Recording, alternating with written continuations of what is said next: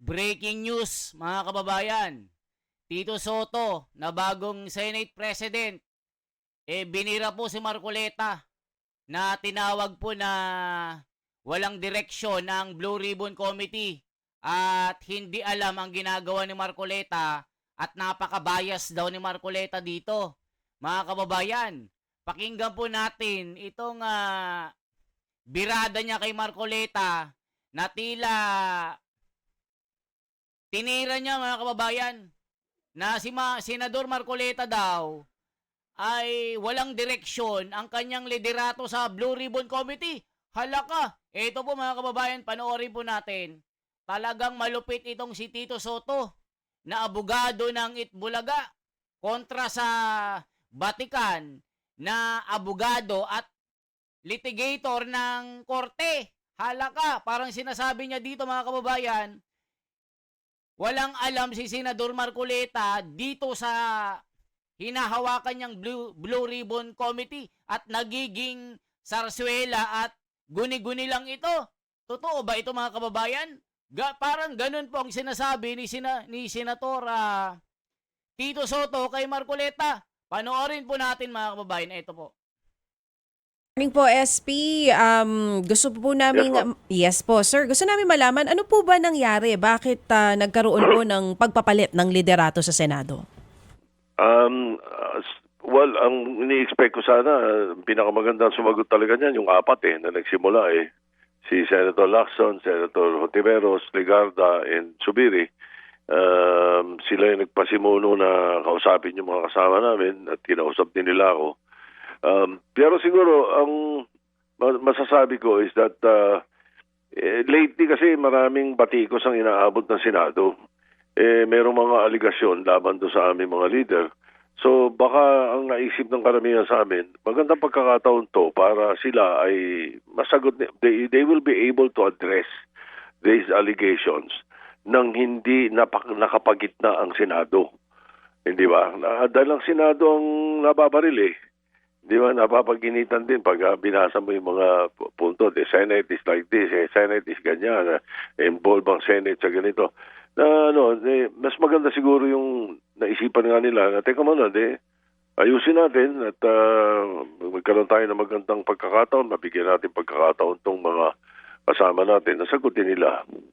Oo. So, Tito Sen, medyo tumutugma po ba ito doon sa sinasabi ng ilan na may kinalaman po ito doon sa dahil na idadawit si dating Senate President Cheese Escudero dahil nabigyan po siya ng donasyon ng isa po sa mga top 15 contractors na nakatanggap po nitong flood control project? Baka nakakasama nga yun doon sa kabuuan na sinasabi na na-atake ang Senado Kung meron O yan mga kababayan, kasi nga si Cheese Escudero dawit po sa 30 milyon. Ngayon sinibak po si Marcoleta. Yun po yung naging grounds para sibakin rin si Marcoleta kasi ayaw daw ni Tito Soto kasi nga walang direksyon, mali ang ginagawa, bias, hindi neutral. Bakit mga pumirma lang ng impeachment ang dinawit ng mga diskaya, mukhang merong tinatakpan, bakit walang mga senador na nababanggit? Yun po ang nagiging banat ni Tito Soto. Kaya sinibak po ito na parang sinasabi din niya mga kababayan, mas magaling siya kaysa kay Marcoleta. Dahil itong ginagawa daw ng Blue Ribbon Committee, parang hindi niya gusto. Sa kanyang personal po na opinion, hindi niya gusto yung mga style ni Marcoleta na ginagawa. Aba, grabe si Tito Soto, ang galing abogado ng Itbulaga kontra sa Vatican na abogado, na litigator ng korte, na matagal ng practitioner ng kanyang profession bilang abogado. Ngayon po binira po ng school bukol ito. Mga kababayan, tuloy pa natin ito. merong mga dalawa, tatlo sa amin na-atake, dapat hindi nakapagitna yung Senado doon sa mga aligasyon na yon. Yun ang isa sa mga siguro masasabi natin, kaya siguro naisipan itong mga kasama ko na pag-usapan namin at kausapin yung may ibang miyembro ng Senado na magpalit muna kami ng liderato. Opo. Meron din po kasing mga lumalabas na balita na meron daw pong dissatisfaction pagdating po sa chairmanship po ng ilang mga komite. Ano pong tugon nyo doon? Narinig ko rin yun. Hindi natin maiiwasan yun sapagkat although maraming mga committees at 24 lang kami, hindi naman nag-chairman yung Senate President. Usually yung minority leader hindi rin at yung majority leader hindi rin usually. So sa 21, napakadaming committee pero iilan lang ang major na committee. So maaaring meron talagang dissatisfaction as far as chairmanship is concerned. And isa sa mga pinaka nasa gitna ng usapin yung Blue Ribbon. Sige po. Dito Sen, bago po nagkaroon ng rigodon dyan sa Senado, kasi yung mga nasa minority, ngayon naging majority block na nga po, and bago din yung pagpapalit ng liderato sa Senado, gano'n nakatagal napapalutang yung usapan na talagang it's high time na magpalit na ng Dito mga kababayan, matagal na nilang plano ito. Napalitan si Marcoleta kasi nga po, hindi po nila mahawakan sa leeg. Hindi po nila mahawakan din si Escudero. Kaya yung kumpas po mga kababayan, wala po sa kumpas kung saan nila gusto ilagay yung direksyon. Si Marcoleta, alam natin, yung kanyang prinsipyo, hindi nagpapahawak yan. Ganon din si Escudero. Ngayon po, gusto nilang mawala ang Duterte Block. At ang magiging ano dito mga kababayan, alam na, yung takbo ng investigasyon, wala nang mapaparusahan na malalaking mga isda dito. Ito yung mga sinasabi ng mga komento. leader. Siguro about 1 or 2 weeks ago. Napapag-usapan niya naman 1 or 2 weeks ago. 1 or 2 weeks ago po. Mm. At Kaya lang, naging masidhi ang mga usapan nitong weekend na to. anong usapan po? Bakit mas lalo nagpasidhi? Ano po mga naging usapan ninyo? Yun na nga, yun din sinabi ko kanina na napapagitna ang Senado sa mga mga ibinabato, nadadama yung reputasyon ng Senado at saka integridad ng Senado. So, ayusin natin at ayusin muna natin yung leadership tapos ilagay natin sa lugar na yung Senado mismo siya dapat ang hindi napapagitna sa sa mga bintang o sa aligasyon, kundi sila ay makapagtrabaho ng tama na maayos na ayusin ang legislation, ayusin yung budget. Yun ang mga lumalabas sa mga usapan namin Opo, kung sinasabi niyo po na 1 to 2 weeks na nagsimula yung ganitong klase ng mga usapan, so beforehand, nagkaroon na rin po ba kayo ng ugnayan kay dating Senate President Cheese Escudero na may napapalutang na pagpapalit po ng liderato? Hindi, wala wala kaming ganung usapan ang experience ko kasi ang experience ko sa Senado mula noong 1992 hanggang sa ngayon at ako po na-involved na sa siguro 6 o 7 palitan ng leadership sa Senate. Yung napapabalita sa marami ang usapin hindi natutuloy. Usually yung Si Tito Soto kasi, matagal na po itong senador dito na tumanda. So talagang alam na po ng karamihan ng mga magagaling na observer dito, iba ang takbo mga kababayan na nagiging siya po yung parang taga-kumpas. Ito po kasi sinasabi ng ilan mga kababayan, si Tito Soto, bata po ni Romualdez, bata po ni BBM. Yun po yung mga sinasabi dito mga kababayan, mga komento. Tignan po natin mukhang DPWH ang tinatarget. Paano yung mga politiko na involved, di ba yon ang root cause? Unahin yung root cause habang inaayos ang DPWH. Kung hindi, babalik dating gawin yan, humupa na damdamin ng bayan. Sobrang ganda ng flow ng Blue Ribbon Committee ni Senador Marcoleta. Malapit nang malaman kung sino ang may kasalanan para magawa ang bagong batas at saka ipapasa sa ombudsman para mapanagot ang dapat managot at naintindihan ng taong bayan ang nangyayari sa mga tax na binabayad. Halaka mga kababayan, ito na po. Grabe, nakakagalit. Bakit sinibak mo si Marcoleta? Ayan na, galit ng mga tao. Naniniwala na ba kayo ngayon sa ibinulgar ni BP Sara last year na si Martin Romualdez at Saldico ang nagkokontrol sa buong budget ng Pilipinas? Yan na mga kababayan, galit na mga tao dito. Galit sila dahil sinibak si Marcoleta dito. Parang wala na, hinawakan na ng mga buhaya. Grabe na. Ito po, nakakagigil, nakakasama ng loob ang mga kawatan. Tapos pinalitan pa ng school bukol ang SP at Blue Ribbon Committee. Ang magaling na si Marcoleta, sinibak nyo, walay na. Alam na this. At Aide, walay na. Safe ka na, at Aide. Ninong mo, Romualdez, Tito Soto. Halaka, grabe mga comment. Nakakagalit na. Lord, save your people and our country, Lord, please. Natatakpan at naliligaw na hindi talaga mapigilan ang korupsyon kung sila mismo ang nagtatak. People power na. Base sa paliwanag ni SP, lumalabas sa tila siya mismo ay hindi lubos na nauunawa ng tunay na kahulugan ng in aid of legislation. Kaya ganun ang naging linya ng pagtatanong sa BRC dahil ang layunin ay i-establish ang proseso para makita kung may loopholes o kahinaan sa batas. Hindi po bobo ang mga tao. Napakagandang tanong, hindi sinagot. Siya talaga ang may gusto na mag-Senate President dahil kung hindi yan nangyari, mag-create sila ng independent body na mag-imbestiga ng flood control. O mga kababayan, hindi na po na-create yung independent body dito.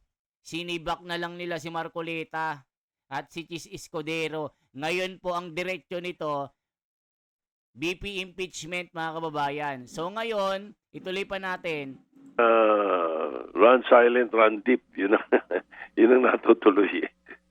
Pero kahapon naging smooth naman po yung transition, nagbigay din ng pahayag si SP Oo. Cheese. Sinasabi po niya, suportado naman daw po niya ito pong bago niyong leadership. Pero aside from that, nagpalit din po tayo, Senate Pro Tempore, si Lacson, chairman po ng Blue Ribbon Committee, si Senator Lacson na rin po ngayon.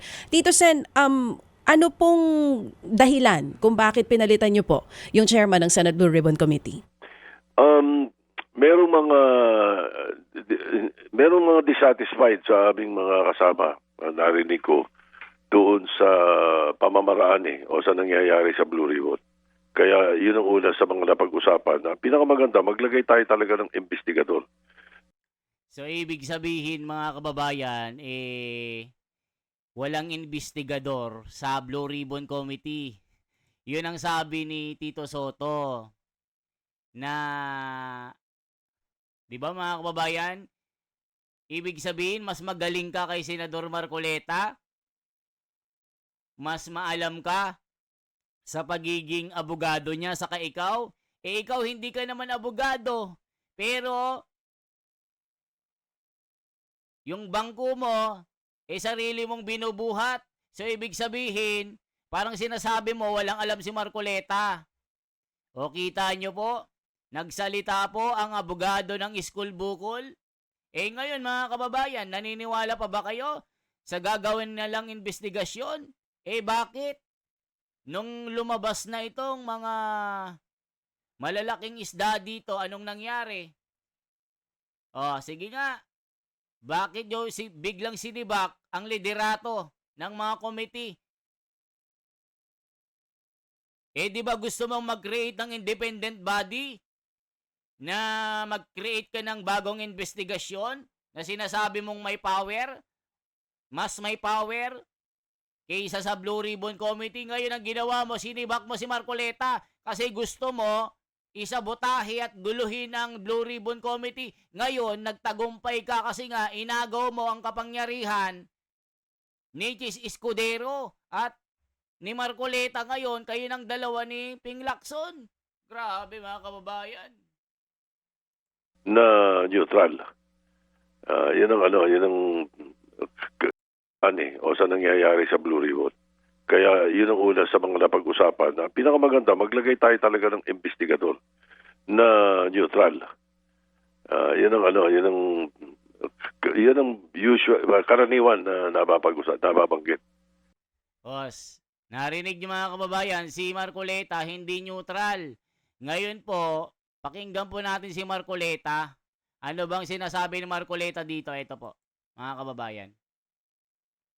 Sa akin, sa pamagitan ng emisary, ng abogado ng Diskaya, Mr. President, meron po palang isang congressman, kanina pong nag-hearing sila, nakausap yung abogado ng Diskaya. Kailangan, meron kayong matukoy na senador sapagkat makokontempt kayo. Nasa akin po yung text message, Mr. President. Sa mga tweet, gusto lang nilang magpangalan. Hindi po mabuti yun. Kailangan po, sa tulong na rin po ni Senator Lacson, total naumpisan na yung mga contractors, naumpisan na itong mga kawani at opisyalis ng DPWH na talagang kandidato na po talaga sa impyerno, matukoy po talaga kung sino-sino po yung palaging kausap ni Yusek Cabral na sila po yung sindikato dito. Para po yung walang kasalanan ay huwag pong madamay.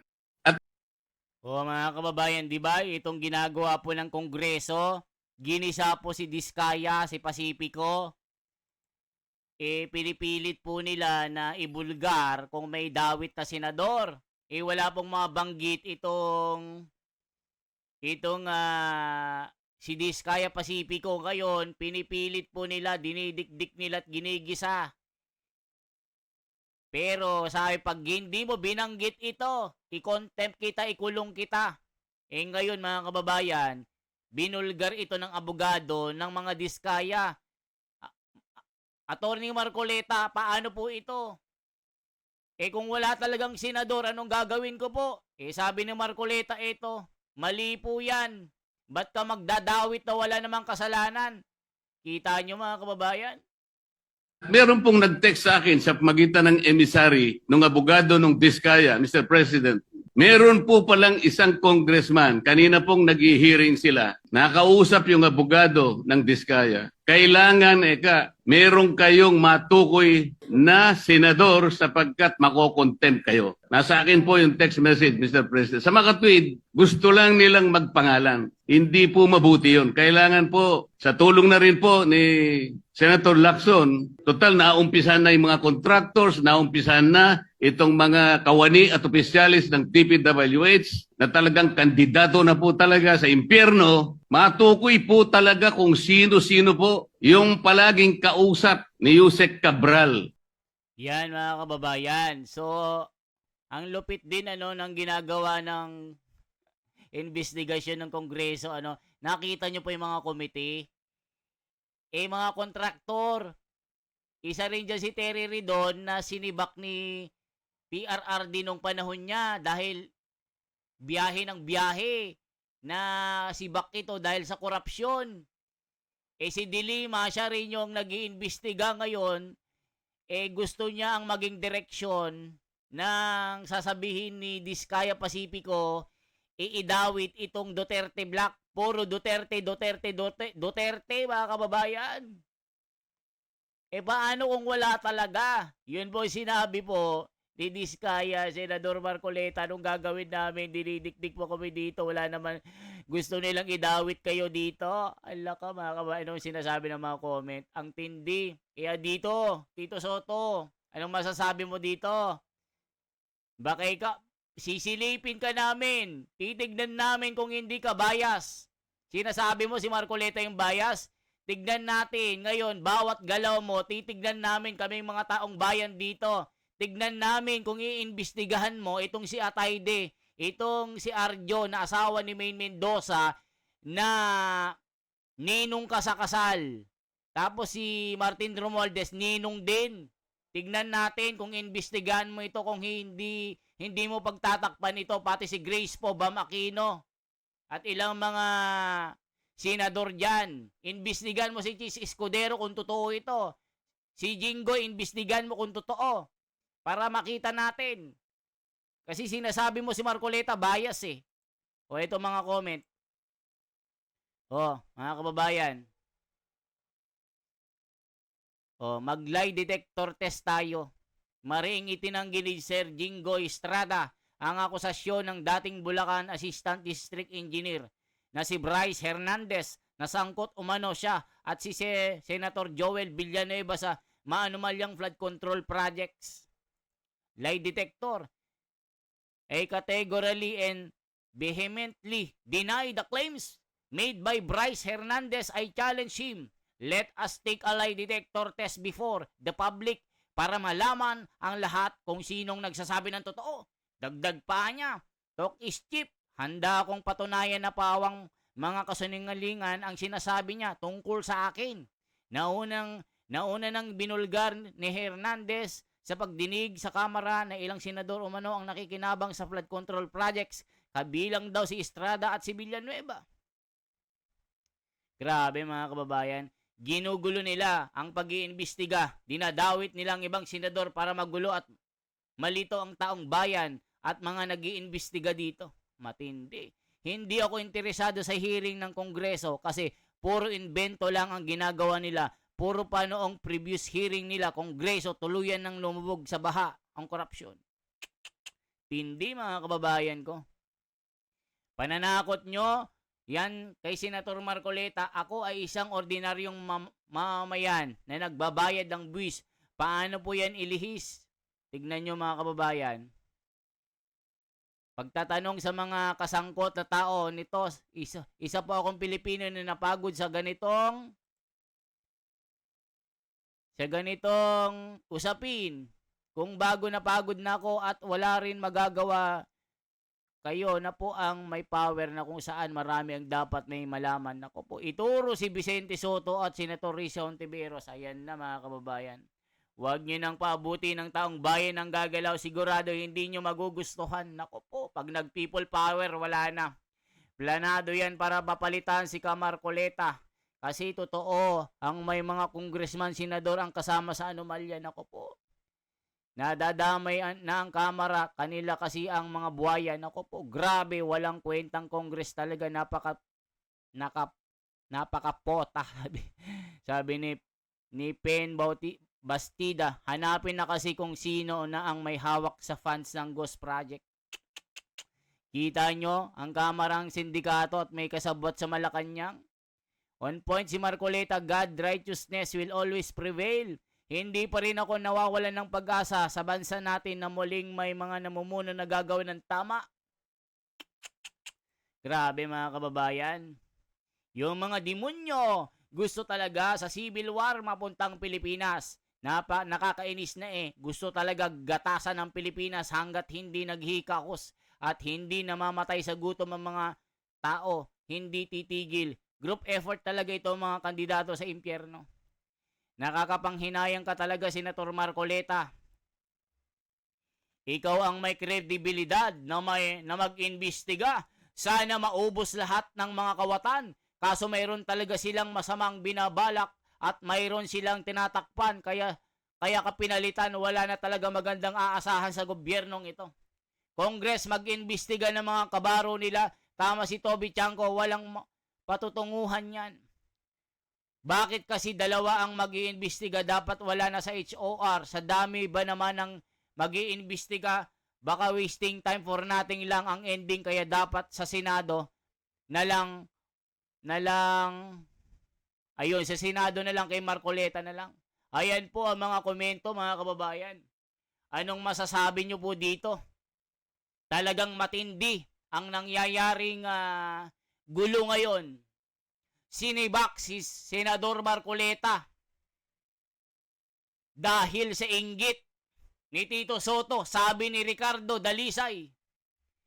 Ping Lacson. Kaya sabi ni Marcoleta, wag niyong pagtakpan ito. Mula dyan sa DPWH na yan, nabanggit na natin.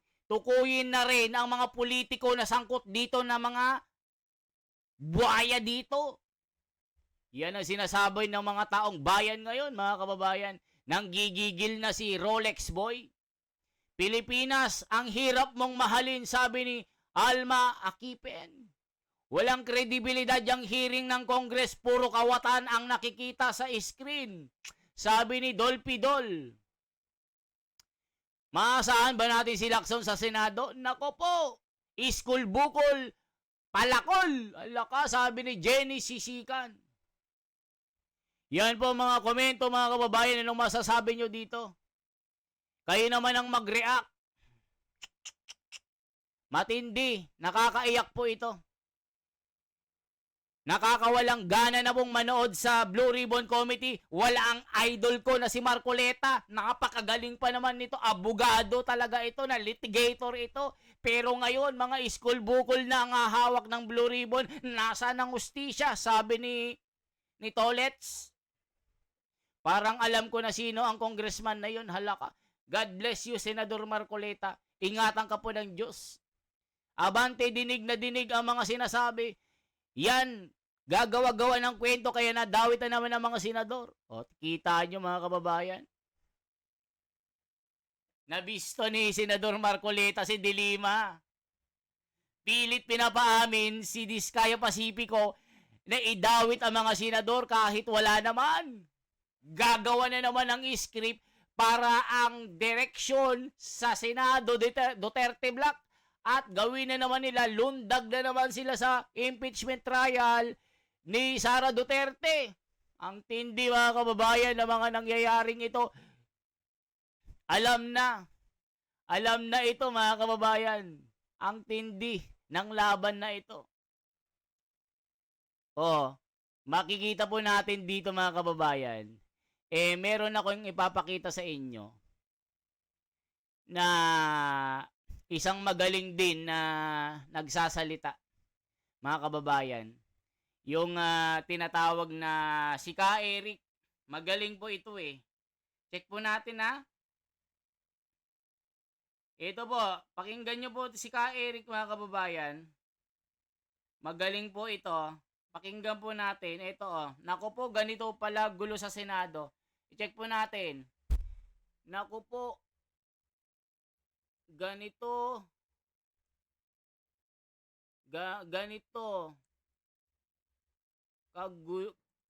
kagulo sa Senado. Ito po mga kababayan, pakinggan po natin ito. Ito po. Para sa mga sobrang extra tulong. Mga kababayan, mahalagang malaman nyo ito para magandang meron po tayong preference dito. Ito po mga kababayan na panoorin nyo po. Ito po yung kanilang gustong mangyari, mga kababayan. Ganito po yung magiging direksyon na wala na si Marcoleta dito. Ito po. Ito po mga kababayan, pakinggan nyo po ito. Ganito na po ang magiging direksyon ng kanilang interview. Ito po.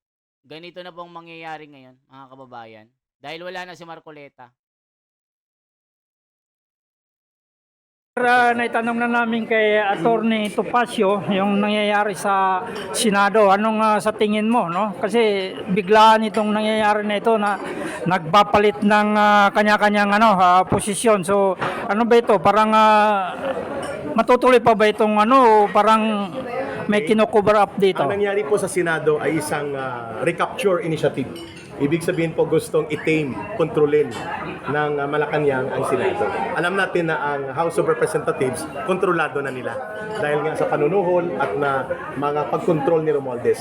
They need a Senate na talagang susunod sa kung anong gusto ng Malacanang na line.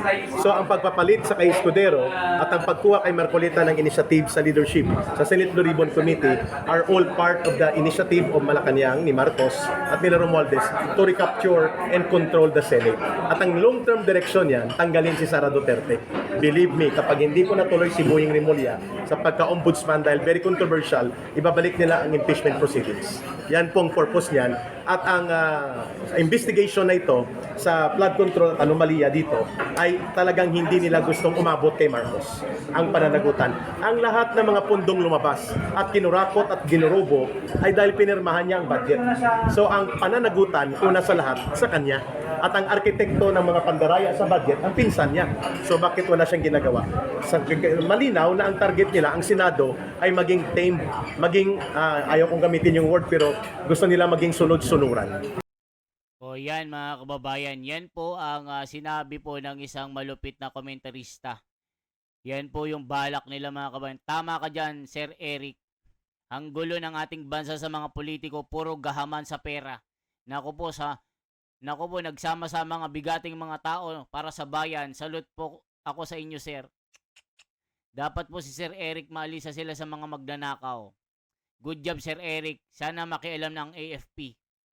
Dapat tanggalin si Martin Romualdez sa pagka-speaker, lalong lumalala ang korupsyon. Mga Pilipino, kumilos na kayo. Tama ka naman talaga, Celis. Ang Pangulo talaga ang may alam dyan sa pumirma. Correct, Sir Eric. Sana po makaraos na tayo sa hirap. Tama ko po ka, Eric. Bakit tinanggal si Marcoleta? Bakit yung tinanggal? Nagsabi na po si Escudero at si Ko at si Tamban. Ako po. Tama ka, sir. O, yan po ang mga nangyayari, mga kababayan. Yan po ang mga balita natin. Na kaya sinibak si Marcoleta at Chis Escudero para mo yung kumpas at direksyon na gusto nila.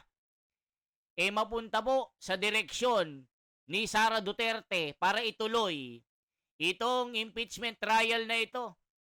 Na si Tito Soto na rin ang nagsabi na pipilitin niyang i-reverse ng Korte Suprema ang pagbasura o pag-archive dito sa impeachment na ito. Kaya nila sinibak itong dalawang ito. Hindi nila mahawakan.